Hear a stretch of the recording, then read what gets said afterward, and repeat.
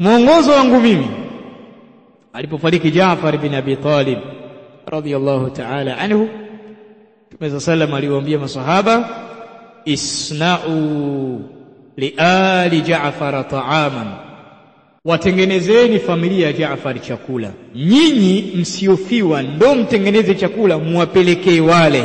Kisha Mtume akataja na hoja na sababu ya kufanya hivyo, fa innahum asabahum ma yushghiluhum, kwa sababu wao wamefikwa na jambo linalowashughulisha. Mtume akataja na sababu. Huu ndio mwongozo wake yeye.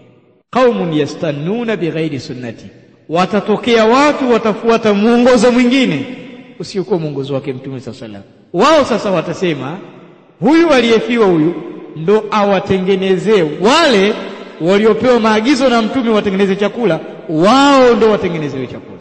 Na utakuta maiti alifariki hospitali, ilikosekana 200,000 ya matibabu, lakini baada ya kufa imepatikana 500,000 ya kuwalisha watu.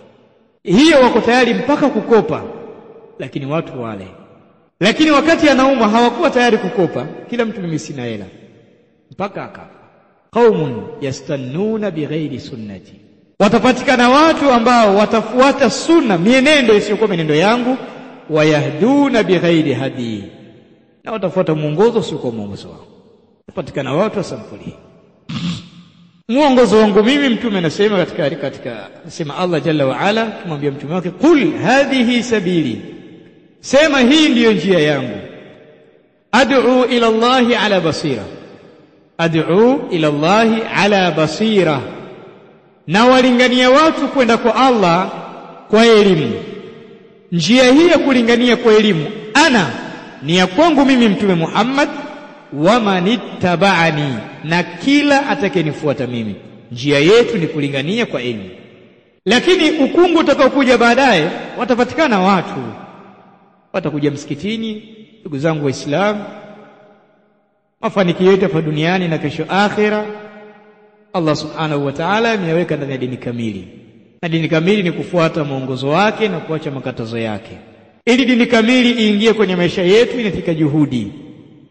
Kwa ajili ya juhudi hiyo, baada ya adhkari na dua, kutakuwa na mazungumzo ya kiimani, khairi kubwa itapatikana, atakuwa tayari inshallah. Kisha baada ya hapo atasimama mzungumzaji, atazungumza. Baada ya kuzungumza, wataambiwa watu wa msikitini, sasa tuliokuwa tayari kupeleka fikra hii kulingania, tujiandikishe majina yetu hapa. Hawaangalii umesoma wapi, una elimu kiasi gani, utaandika jina, utazunguka nao. Baada ya misikiti 2-3 unaofuata utaambiwa simama sasa lingania.